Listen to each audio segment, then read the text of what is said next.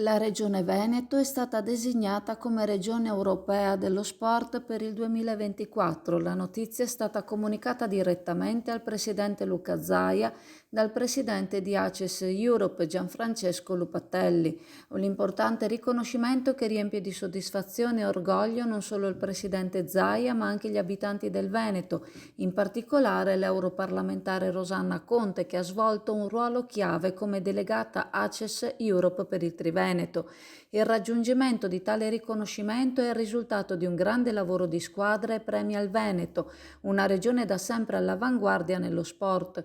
Ciò si riflette sia nella presenza di infrastrutture notevoli che nell'ampio coinvolgimento delle numerose associazioni sportive presenti sul territorio regionale. Il Veneto si distingue anche per il suo impegno nel mondo della disabilità e dell'inclusione, nonché per i valori educativi e sociali che sono alla base dei titoli conferiti da ACES Europe a livello europeo.